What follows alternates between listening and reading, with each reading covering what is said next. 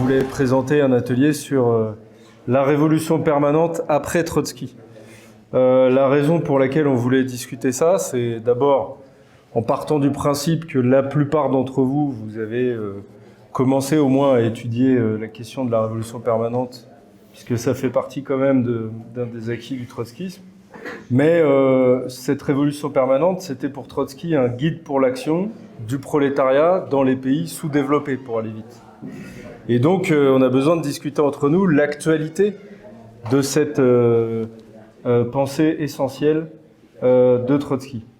C'est ce qu'on va faire en fait dans la deuxième moitié de notre présentation, qui sera à 3 voix. L'actualité, c'est plutôt capital parce que le monde a changé depuis 1930. 1930, c'est la première édition du livre de Trotsky qui s'intitule « La révolution permanente ». Et les questions stratégiques soulevées par Trotsky, on peut se demander si elles sont toujours pertinentes. Aujourd'hui, le monde, il est couvert d'États bourgeois qui sont formellement indépendants pour la plupart d'entre eux et où la paysannerie, à l'échelle planétaire, est minoritaire. Alors, pour en arriver à ces débats qui sont décisifs, on rappellera de manière très très succincte comment est née la révolution permanente, puis on s'intéressera aux discussions qui ont eu lieu dans le mouvement trotskiste pendant la vague de révolution anticoloniale, notamment entre deux courants qui nous intéressent particulièrement dans la fusion qui nous caractérise, le courant LCR en France, ou majorité du secrétariat unifié. Je dis majorité parce que c'est un courant avec souvent plusieurs points de vue d'un côté, et le courant lutte ouvrière de l'autre. Alors on met ces débats sur la table non pas pour forcer chacun à les trancher a posteriori, mais parce qu'ils mettent en lumière en fait des aspects de la réflexion qui nous sont utiles aujourd'hui. Et c'est seulement après ça qu'on discutera l'apport des idées de Trotsky pour aborder notamment la question nationale palestinienne et celle des révoltes populaires dans les pays pauvres depuis les révolutions arabes de 2011 jusqu'au Chili ou à l'Iran entre 2019 et 2022. Alors, Trotsky, il expose ses idées sur la révolution à accomplir en Russie dans la foulée de la révolution de 1905, révolution manquée, dans une brochure qui s'intitule « Bilan et perspectives ». Il s'appuie pour discuter cette brochure sur les acquis de la vague révolutionnaire de 1848, acquis que Marx et Engels avaient résumé dans un texte qu'on vous conseille bien sûr si vous ne l'avez pas déjà lu, l'adresse au comité central de la Ligue des communistes. Donc ils avaient résumé ça dans une formule, la révolution en permanence. Alors les débats autour de la stratégie pour la révolution, ils ont fait rage dans la social-démocratie russe entre 1905 et 1917. Les mencheviks qui prônaient une révolution par étapes, où il faudrait que le prolétariat laisse le pouvoir à la bourgeoisie libérale durant toute une période. Tandis que les bolcheviks, ils insistaient plutôt sur l'indépendance de classe du prolétariat dès le déclenchement d'une révolution nationale en Russie.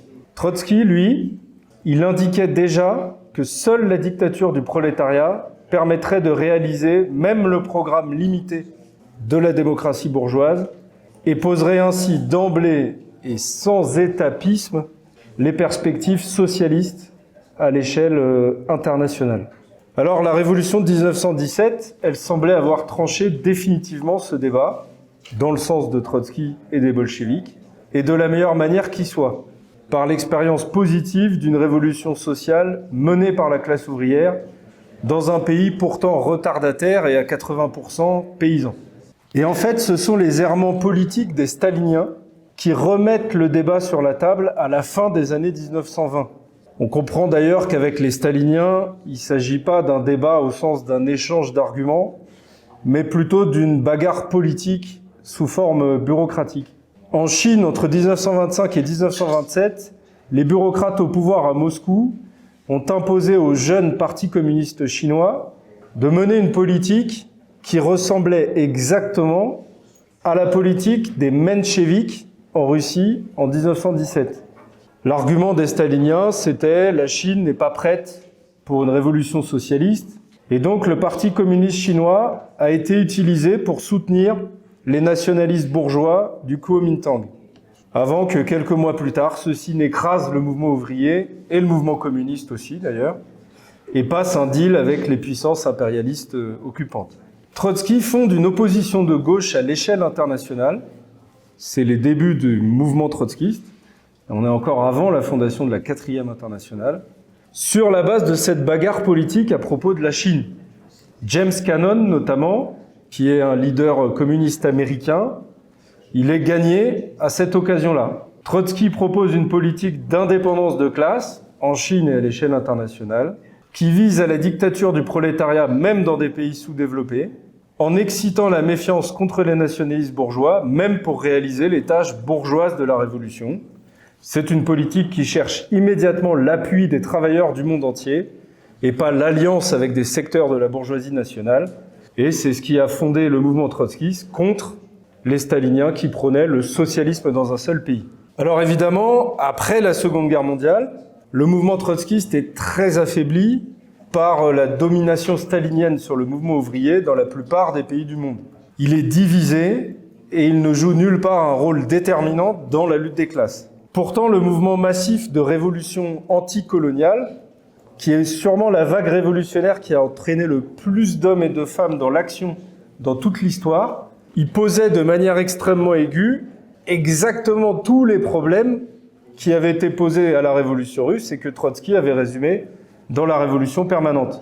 En Chine, à Cuba, au Vietnam, en Algérie, dans bien d'autres pays, il s'agissait, comme en Russie en février 1917, de révolution qui se donnait des objectifs démocratiques de développement national. Il s'agissait aussi, comme en Chine en 1925, de se dégager de la pression coloniale de l'impérialisme. Alors la vague de décolonisation, elle a bel et bien eu lieu entre, disons, 1949, où le Parti communiste chinois de Mao prend le pouvoir, et jusqu'aux années 1970. Et le colonialisme, il subsiste encore aujourd'hui, mais dans un état résiduel. On peut penser aux confettis de l'Empire français, ou bien sûr, à l'état colonial israélien. Durant les années 60 et 70, en plein renouveau d'ailleurs du mouvement gauchiste, donc aussi du mouvement trotskiste, en Europe occidentale, mai 68, les débats ont été fournis entre organisations révolutionnaires, notamment entre LO et la LCR pour nos traditions. Le problème militant, il était posé sur la forme du soutien apporté au peuple en lutte pour leur libération et de la critique apportée aux directions nationalistes qui s'étaient portées à leur tête. Tout le mouvement trotskiste partait de la nécessité de dénoncer et de s'opposer concrètement à l'impérialisme. Donc de la nécessité de convaincre et d'entraîner les travailleurs des pays occidentaux à soutenir sans aucune condition les revendications d'indépendance portées par les peuples coloniaux. Rien que ça démarque déjà le mouvement trotskiste de toutes les bureaucraties du mouvement ouvrier, stalinienne ou social-démocrate, qui, elles, menaient des politiques nationalistes, y compris dans les grands pays impérialistes. C'est plutôt sur la forme concrète du soutien critique, qui est une formule consacrée, mais qui ne garantit pas du tout contre les confusions. Donc sur la forme concrète du soutien critique au mouvement de libération et donc sur le rapport à leur direction nationaliste qu'apportait la discussion. Durant les années 60, ces discussions portent sur la nature des États que les mouvements anticoloniaux sont parvenus à construire lorsqu'ils ont remporté la victoire contre l'impérialisme. C'était le cas en Chine, à Cuba et au Nord-Vietnam. Le courant lutte ouvrière, je le dis, je suis issu de l'étincelle, donc de cette tradition que vous le sentirez peut-être dans ma manière de relater les débats. Le courant lutte ouvrière constatait que ni en Chine, ni à Cuba, ni au Vietnam, la classe ouvrière n'avait pris part en tant que telle à la prise du pouvoir. Dans chacun de ces exemples, d'ailleurs, on observe au contraire une politique active des directions nationalistes pour maintenir les travailleurs dans la passivité. C'est certainement un peu plus vrai du côté de Mao que de Castro, mais quand même. Ces mouvements de libération se sont durablement installés dans les campagnes en tant qu'armée paysanne dirigée par des intellectuels, donc petits bourgeois. Ils n'ont débarqué en général dans les villes qu'à l'issue d'une campagne militaire victorieuse contre l'impérialisme ou contre un régime à ses bottes. Et dès lors, ils demandaient de manière très ferme aux travailleurs de continuer à produire et de ne surtout pas nuire à la stabilité de leur nouvel État. Dans le même temps, ils emprisonnaient ou liquidaient les militants trotskistes locaux, car même faibles, ils représentaient une perspective prolétarienne que les régimes nationalistes ne pouvaient pas tolérer. Il n'y aura pas de révolution socialiste sans intervention consciente de la classe ouvrière sur des bases d'indépendance de classe. Ça, c'était l'évidence à laquelle s'est tenu le courant lutte ouvrière, qui a donc qualifié les Castro, les Mao, les Ho Chi Minh de dirigeants nationalistes bourgeois et les États qu'ils avaient construits dans leur guerre révolutionnaire victorieuse contre l'impérialisme d'États bourgeois. Le courant qui était lié à la majorité de la 4e internationale, il a fait un choix opposé. Son raisonnement était, puisque ces régimes se sont ralliés au camp soviétique, parfois d'ailleurs après la prise du pouvoir, puisqu'ils avaient procédé à des nationalisations de large secteurs de leurs économies, bon, leurs économies, c'est de large secteur de leurs économies, mais de petites économies quand même, ils pouvaient être qualifiés d'États ouvriers déformés dès la naissance. Alors le prolétariat n'avait joué sur place aucun rôle indépendant. Et évidemment, ce courant de la majorité de la 4 reconnaissait que ce n'était pas sans conséquence sur la dynamique de ces révolutions. Mais les mouvements de libération, bien que dirigés par des intellectuels petits bourgeois et composés de masses paysannes, auraient représenté, je cite, les positions du prolétariat sous la pression d'une situation internationale polarisée entre d'un côté le stalinisme et de l'autre l'impérialisme. L'argument donc de la LCR contre LO s'appuyait sur la révolution permanente de Trotsky, en apparence à mon avis. Sa théorie, à Trotsky, avait prévu l'échec de toute tentative de révolution nationale ou bourgeoise sans intervention du prolétariat, avec l'argument que seul le prolétariat avait la force de secouer la domination impérialiste. Et que face au danger de révolution ouvrière, les directions bourgeoises perdraient toute initiative et toute audace et tomberaient dans le compromis et la demi-mesure qui ne pouvaient que donner la main à la réaction et à la contre-révolution.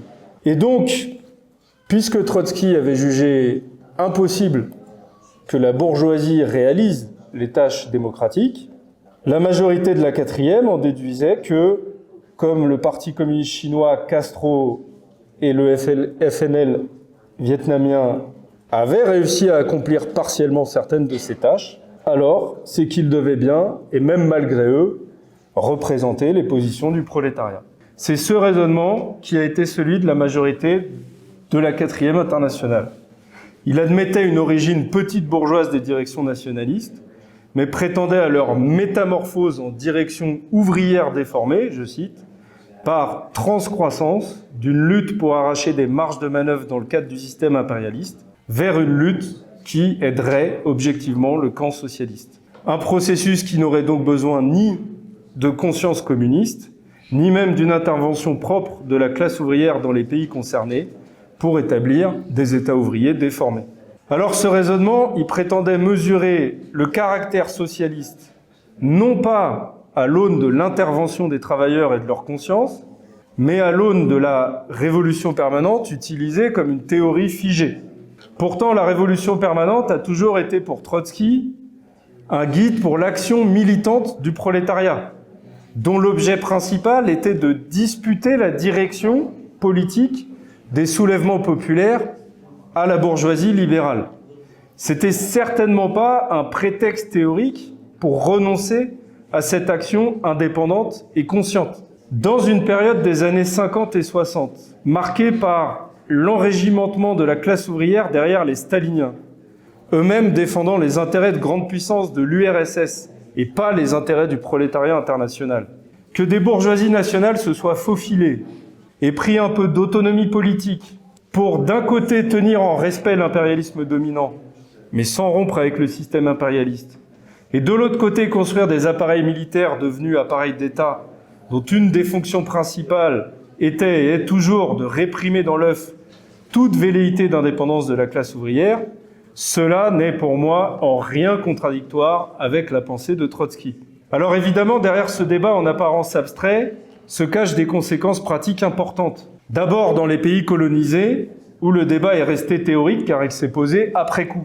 En effet, les trotskistes chinois, cubains ou vietnamiens, membres parfois des sections de la 4 fondées par Trotsky, ont été liquidés ou réduits à l'impuissance par les Mao, les Castro, les Ho Chi Minh, avant même leur prise du pouvoir. Alors même que l'opposition de gauche était puissante en Chine avant la Seconde Guerre mondiale, mais aussi au Vietnam jusqu'aux années 1940.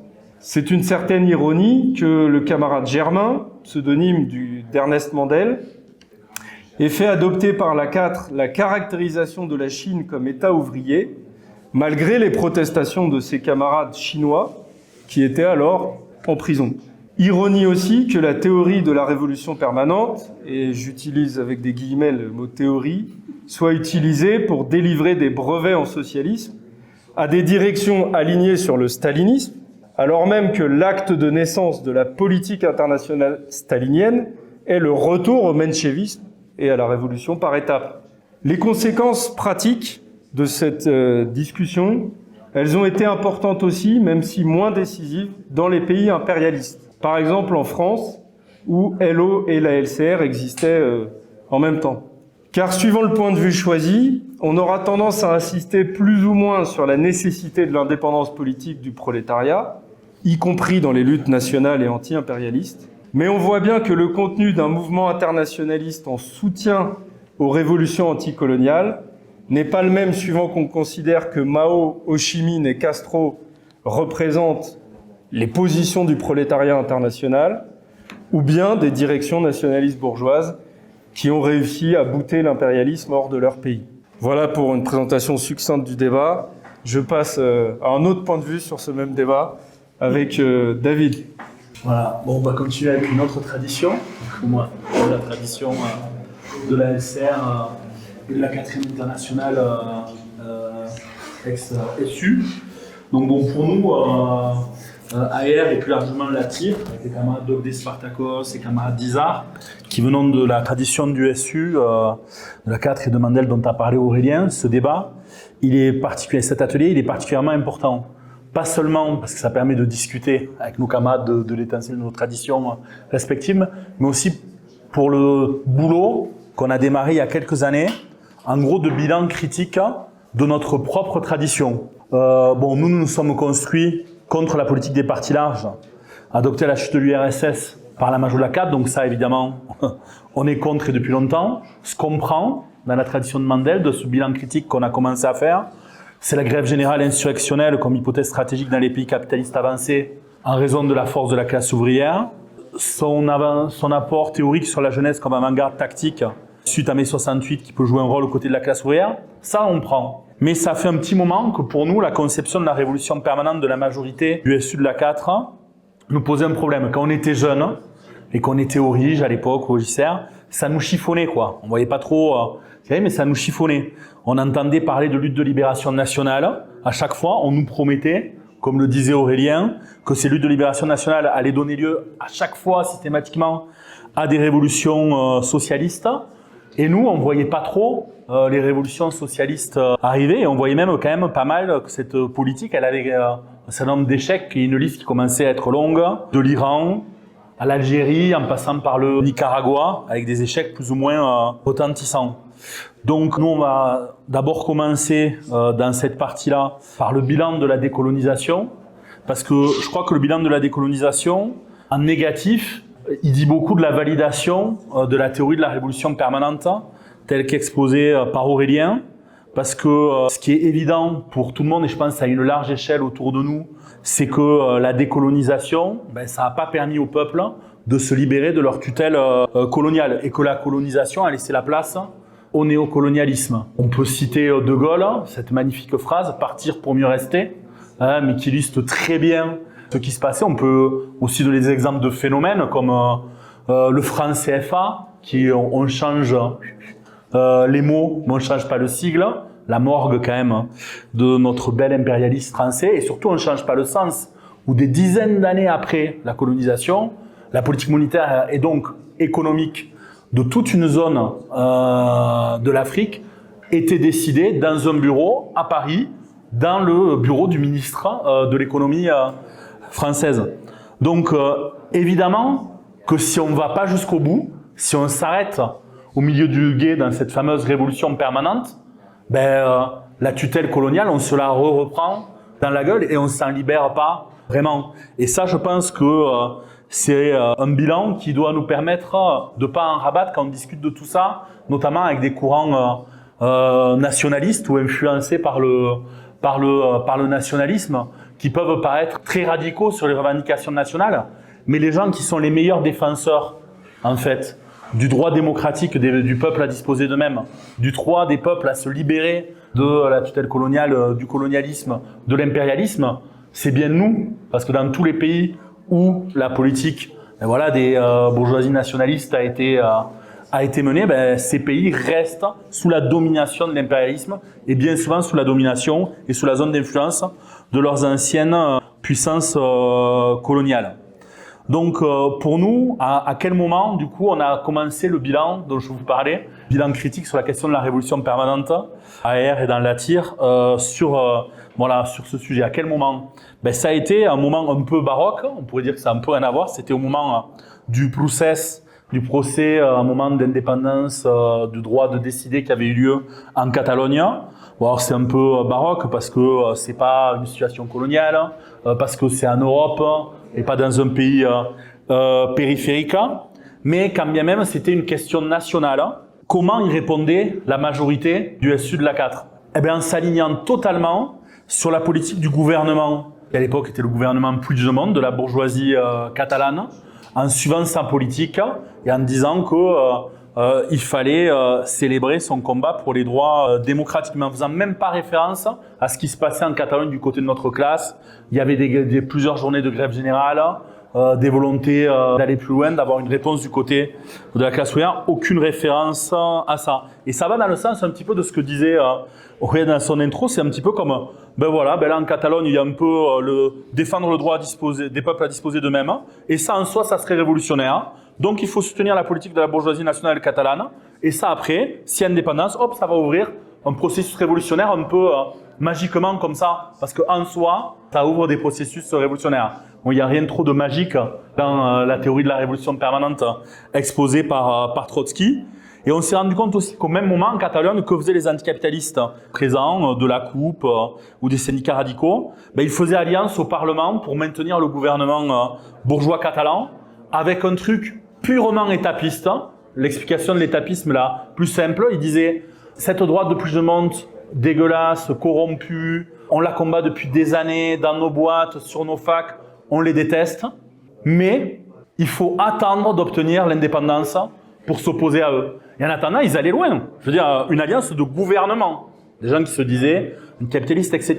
Et la justification, c'était l'étapisme. C'était d'abord l'indépendance, et quand on aura l'indépendance, après on va y aller, il y aura une république des travailleurs, la folie. Mais en attendant, on se met sous la direction de la bourgeoisie. Bon, on voit le succès énorme que ça a eu en termes de processus révolutionnaire ouvert en Catalogne, cette politique-là. Et nous, on a eu une politique avec nos camarades d'Isard tout à fait différente. Qu'est-ce qu'ils ont fait, les camarades d'Isard? Ils ont dit, un des slogans, c'était « Contre la répression de l'État, pour l'autodétermination, la classe ouvrière au front pour la défense des droits démocratiques ». Ils ont dit « Oui, on peut défendre le droit des peuples à disposer d'eux-mêmes. Mais s'il y a quelqu'un qui peut résoudre cette question-là, c'est la classe ouvrière. » Ils ont défendu une grève générale contre la répression pour la liberté des prisonniers politiques, et ça à l'échelle de tout l'État espagnol. Pas seulement une politique qui n'avait rien à voir avec celle de la Majo du SU. Et ça nous a amené, en tant que TIR, de formuler clairement notre désaccord avec la Majo du SU sur la révolution permanente. Oui, s'il y a des secteurs de la petite bourgeoisie et de la bourgeoisie qui peuvent être amenés à défendre à un moment le droit démocratique des peuples à disposer d'eux-mêmes, cette lutte, elle doit être menée et être sous la direction de la classe ouvrière, des travailleuses et des travailleurs. Tout simplement si on veut qu'elle soit victorieuse et qu'elle aille jusqu'au bout. Bon, en fait, si vous avez bien écouté la théorie de la révolution permanente telle que développée par Trotsky, c'est juste un retour à ce que c'était après des années de dérive et de dévoiement par une politique de la Majo du SU de l'A4 qu'on a décrite. Donc voilà, ça c'est un petit peu notre parcours sur le sujet qui a été avant le projet de fusion du NPAR et qui fait qu'aujourd'hui on s'est quand même un peu rapproché sur le sujet à la fusion parce que bien sûr qu'on est d'accord ensemble dire que la révolution permanente c'est avant tout l'affaire de la classe ouvrière. Voilà. Alors maintenant, juste je voudrais faire un petit point. On a forcément beaucoup lu la tradition de LO, moi la tradition de la Ligue à l'époque dans les années 60 et 70 Et après, pour préparer ce topo, comment l'A4 a justifié sa politique. Alors, elle ne le justifiait pas exactement dans nos formations qu'on avait, nous, quand on était jeunes, de la manière très alambiquée qu'il y a dans le débat avec Hello. Et j'ai retrouvé pour ça un texte de référence, c'est les fameux cahiers d'études et de recherche de l'Institut d'Amsterdam, qui sont des références un petit peu théoriques au sein de l'A4. Et il y en a un de 1987 de Michael Lowy sur la révolution permanente. Et ce texte, il est vraiment instructif. Quelque part, je dirais, c'est pas exactement la même critique, mais qu'elle est presque pire, parce que ce que fait Michael Lowy, c'est un bilan critique de Trotsky sur la révolution permanente. Donc en gros, il dit la révolution permanente, c'est génial pour dire qu'il y a des processus révolutionnaires qui peuvent démarrer, y compris dans des pays arriérés, pour avoir des processus qui vont jusqu'au bout, etc. Mais quand Trotsky dit que la direction, c'est forcément le prolétariat et qu'il met la paysannerie en dessous, bon, c'est la seule erreur de Trotsky. Et il va jusqu'à l'insulter de faire une erreur de sociologisme, ce qui est joli. Mais il est obligé d'avouer qu'en fait, Trotsky n'avait jamais eu la politique qui est celle de la Majo de l'A4, il l'assume. Il parle en Chine, par exemple. Trotsky, ce qu'il disait en 1930 par rapport à ce qui se passait dans les campagnes du Kiangxi, seule la prédominance du prolétariat dans les centres politiques et industriels décisifs du pays crée la base nécessaire à l'organisation de l'armée rouge, à l'extension du système soviétique dans les campagnes. Bon. Alors là, Michael Lowy dit il est clair qu'il transposait ce qui s'est passé en 17 et qu'il ne saisissait pas les nouvelles formes parce qu'il vient de Russie, il capte pas tout. Et c'est là qu'il le taxe d'erreur de sociologisme en insistant autant sur la nécessité d'une direction prolétarienne.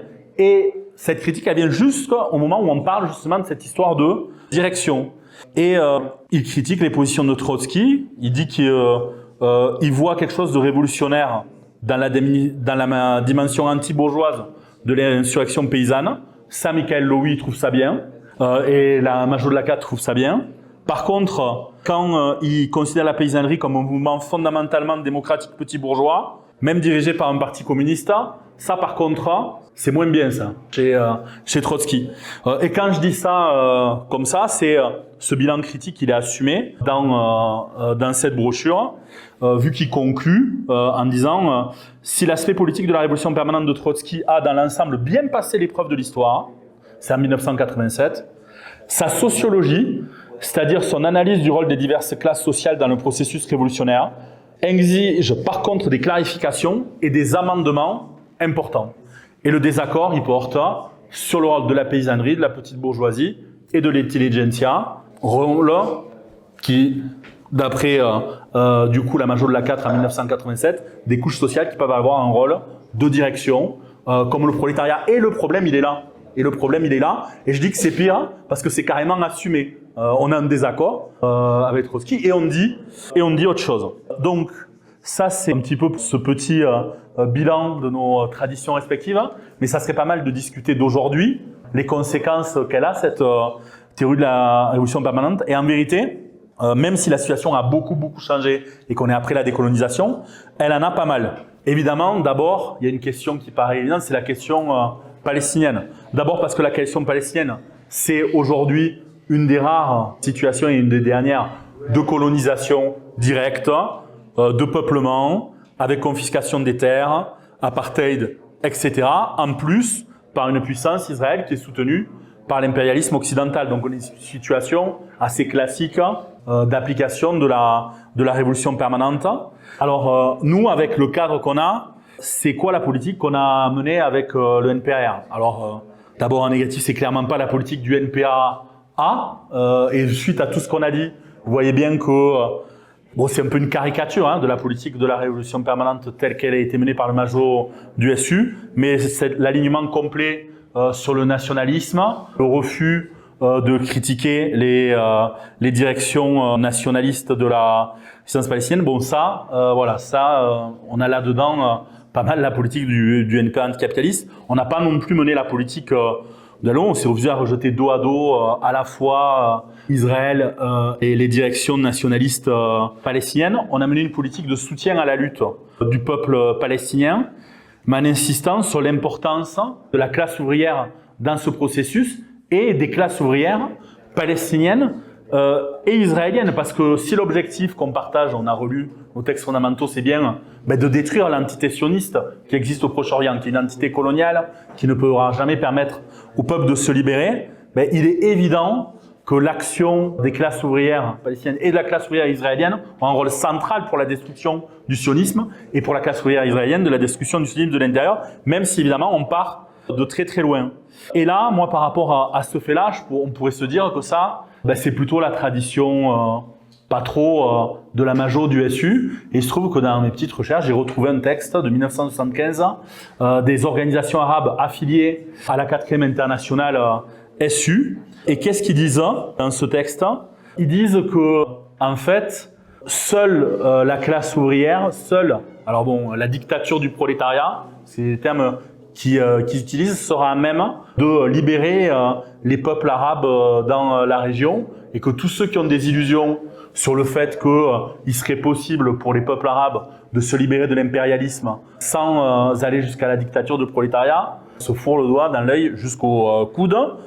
Et dans ce même texte, ils disent aussi que seule la dictature du prolétariat sera à même de gagner les classes ouvrières arabes des pays voisins, par exemple pour la Palestine, mais aussi de gagner la classe ouvrière juive en Israël. Et ils insistent donc ça, et c'est les organisations arabes liées à la 4 SU en 1975. Et ils insistent même sur la résistance palestinienne naissante en disant que son principal problème stratégique, son erreur stratégique à la résistance palestinienne, c'est le fait de ne pas penser le lien avec des fractions de la classe ouvrière et de la jeunesse antisioniste israélienne, en disant que c'est une erreur tactique parce qu'il est évident que la lutte des classes en Israël jouera au moment de la crise révolutionnaire pour rompre et pour détruire l'entité sioniste un rôle central pour détruire l'entité sioniste. Et si on est convaincu stratégiquement de ça, il faut agir. Et d'ailleurs, la seule organisation où ils disent il y a eu des efforts de ce côté, même si c'est très limité et c'est pas assez. À l'époque, c'est le FDLP, le Front démocratique de libération du peuple palestinien. Et ils disent parce qu'ils ont fait une petite tentative, mais c'est tout à fait insuffisant. Il faudrait des liens systématiques avec l'extrême gauche, avec les étudiants, avec la classe ouvrière et les franges anticapitalistes et antisionistes en Israël. Et ça doit être une politique de la résistance palestinienne. Bon voilà, je trouve ça pas mal que pour citer ce type de politique-là et la politique qu'on a menée, qu'on a été très critiqué par le NPA et par en fait la majorité de la casse sur notre politique qui serait ouvririste, qui serait je sais pas trop quoi, c'est dans leurs textes fondamentaux par en plus les pays de la zone concernée dès les années 70. Donc moi je conclurai en disant que on a essayé de donner de la chair à cette politique parce qu'on n'a évidemment pas les liens et les moyens d'avoir des liens directs avec des organisations de résistance palestinienne ou israéliennes qui permettaient d'aller plus loin dans cette politique-là. Mais vu qu'on pensait qu'il fallait une politique d'indépendance de classe, mais on a tenté Soignant pour Gaza comme politique nationale, qui était une manière d'avoir une politique lutte des classes sur la question palestinienne. À une moindre échelle, à Bordeaux, on a fait éducation avec Gaza, avec la même idée, partir du point de vue de travailleurs, ici en solidarité avec les travailleurs palestiniens, parce qu'il y a des travailleurs palestiniens qui se battent, qui vont au boulot, qui font grève. Il y a eu des grèves générales en Palestine, etc. Et parler de ce point de vue, de notre classe, de la solidarité internationaliste de notre classe. Et je conclue cette partie en disant que on a vu des aspects historiques sur ce débat-là, mais aujourd'hui, même pour les gens très convaincus par les courants les plus nationalistes, quand ils ont vu Fos-sur-Mer, quand ils ont vu Sud-Aérien, il y a eu un espoir qui s'est levé. Et quand on cherche à bloquer, quand on cherche notamment à bloquer des livraisons d'armement, vers qui on se tourne à un moment donné? Vers la classe ouvrière. Il y a une démonstration qui a été faite à ce moment-là. Ça a fait un peu bugger dans la matrice quand même un certain nombre de gens qui n'avaient pas du tout ces préoccupations jusque-là. Nous, ça permet de développer notre orientation et quand même la justesse de ce qu'on pouvait dire jusque-là a été démontré un peu à une large échelle. Un réseau comme Stop Arming Israël, ça fait des mois et des mois qu'ils essaient de prouver que la France livre des armes en Israël. Il y a un syndicat CGT à Fos-sur-Mer qui ouvre deux bennes et qui dit mais c'est quoi ça? C'est des fusils mitrailleurs, non? Et il y a marqué ça va en Israël. Et après il y a le ministre à l'Assemblée nationale qui bredouille et on a montré par A plus B que oui, la France livrait des armes en Israël, mais avant personne n'en avait la preuve. Et ce qu'il a fallu, c'est une intervention, même très limitée, d'un syndicat dans la zone de Marseille. Voilà, ça prouve ce dont la classe ouvrière est capable, même avec toutes les limites de la situation. Mais il y a bien d'autres situations que la situation palestinienne, où la théorie de la révolution permanente, elle peut rester tout à fait d'actualité. Et je laisse la parole à Julien là-dessus. Donc en gros, on est dans une situation où il n'y a plus de féodalisme, plus de guerre de libération nationale. Alors on peut se demander que reste-t-il des leviers sur lesquels la classe ouvrière peut s'appuyer dans des pays non industriels où elle ne représente qu'une toute petite minorité. Alors d'autre part, puisqu'une bourgeoisie locale exerce à peu près partout les pouvoirs, la question de la prise du pouvoir direct de la classe ouvrière est-elle devenue une évidence, au moins pour les révolutionnaires? Alors pour le dire autrement, est-ce que la question des étapes à régler avant que se pose la question du pouvoir ouvrier a disparu? Ou encore, pour le poser encore autrement, cette question des étapes ne peut-elle pas être, pour les faux amis de la classe ouvrière, une façon de dévier ces combats vers une impasse nationale? Alors, je vais insister sur différents aspects qui ont déjà été développés. Ce que je vais dire va être sans doute un peu frustrant. Un peu frustrant parce que nous manquons justement d'éléments et c'est surtout sur ces manques que je voudrais insister. Alors, dans un passé relativement récent, les révolutions populaires du printemps arabe en Tunisie, en Égypte, en Syrie, ont été les premières d'une longue série de soulèvements qui ont touché le Liban, le Chili, la Colombie, la Turquie, l'Algérie, l'Iran, mais aussi le Sri Lanka, le Bangladesh, le Kazakhstan, la Biélorussie, la Serbie. Alors, les causes immédiates sont évidemment diverses, mais toutes témoignent du caractère de moins en moins supportable des régimes que l'impérialisme a mis en place ou maintient à travers le monde. Alors, la question, disons, théorique qui se pose à nous, c'est est-ce que ceux qui s'imposent à la tête, comme opposants à la tête de ces mouvements unitaires, est-ce qu'ils sont capables de mettre un terme, ne serait-ce qu'aux situations qui ont provoqué la révolte? Alors, dans tous les cas, la question des étapes se pose sous la forme d'une unité qui serait nécessaire pour mettre un terme à la situation qui a engendré la révolte. Unité pour faire tomber les mollahs. Unité pour en finir avec une pauvreté insupportable révélée par la hausse d'un ticket de transport au Chili. Unité pour faire tomber une première ministre dictatoriale au Bangladesh. Une unité qui exigerait de faire taire les revendications qui divisent. Or, les revendications propres de la classe ouvrière sont toujours considérées comme clivantes puisqu'elles sont susceptibles d'écarter des soutiens, le plus souvent d'ailleurs hypothétiques, d'autres catégories sociales. Donc la situation n'est plus tout à fait celle qu'ont connue les révolutionnaires à l'époque de la Troisième Internationale ou même de la Quatrième Internationale du vivant de Trotsky. Les prises de position des révolutionnaires avaient alors des implications immédiates dans les pays concernés.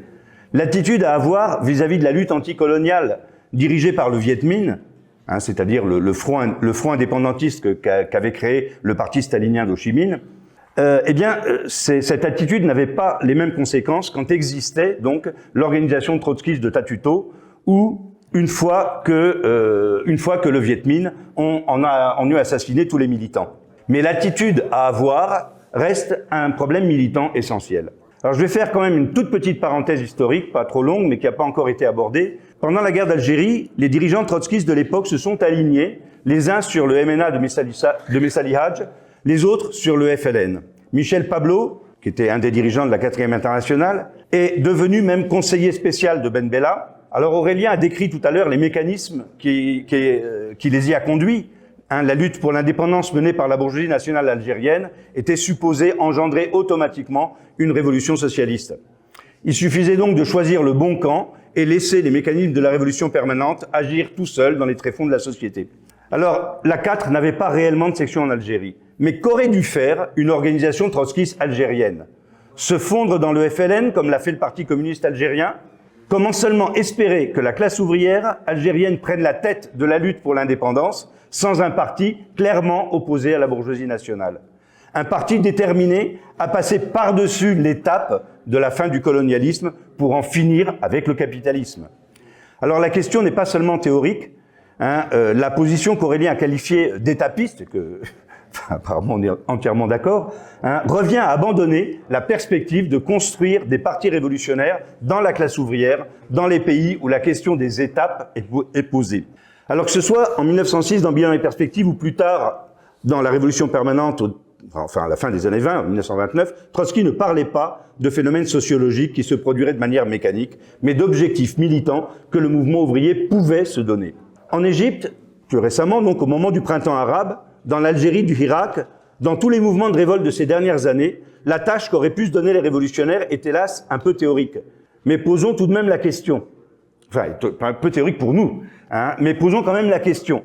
Quel rapport une organisation révolutionnaire aurait-elle entretenu avec les leaders improvisés de la place Tahrir au Caire, de la place Taksim en Turquie, avec les étudiants bangladais?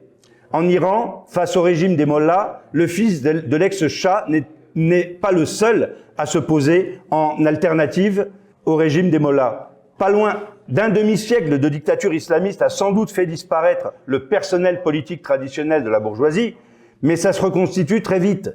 Hein, regardez en Russie, ou dans les ex-républiques soviétiques, le plus gros du personnel politique en place aujourd'hui grenouillait au sein du Parti communiste de l'Union soviétique, hein, et ils se sont très très vite reconvertis en divers partis politiques plus ou moins existants, mais en tout cas qui sont à la tête des institutions. Et donc, les prétendants à la succession du régime iranien sont ou seront nombreux. Alors, quelle attitude une organisation révolutionnaire aurait-elle vis-à-vis d'eux? Alors, pour des révolutionnaires internationalistes, et donc quel que soit le pays dans lequel ils militent, la question du soutien à toute lutte contre la domination impérialiste est une évidence. Mais si une telle politique doit s'accompagner du renoncement à défendre leur politique propre sur place, ce n'est devenu qu'une posture, et même en réalité une dérobade. La théorie de la révolution permanente reste aujourd'hui actuelle dans le sens de la possibilité pour la classe ouvrière de prendre la tête de nombreux soulèvements contre les oppressions que maintient ou engendre la domination impérialiste sur le monde. Une possibilité qui ne peut prendre corps sans un parti qui se fixe cette tâche.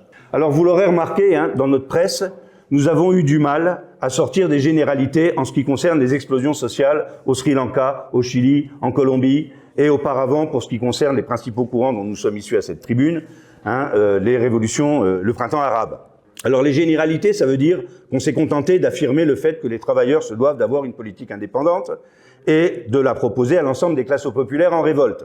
Mais sortir de ces généralités, c'est être capable de concrétiser cette politique, non seulement par une critique de ce que proposent les faux amis des classes populaires, parce que ça encore, depuis ici, on est à peu près capable de le faire, hein. Ne serait-ce que, je prends que cet exemple-là, hein, mais sur cette question qui a surgi dans les positions défendues au Chili de la nécessité d'une assemblée constituante, ça, ce sont des choses que nous pouvons critiquer depuis ici, hein, mais avoir une politique, c'est avoir des explications, des perspectives précises, des mots d'ordre, des slogans.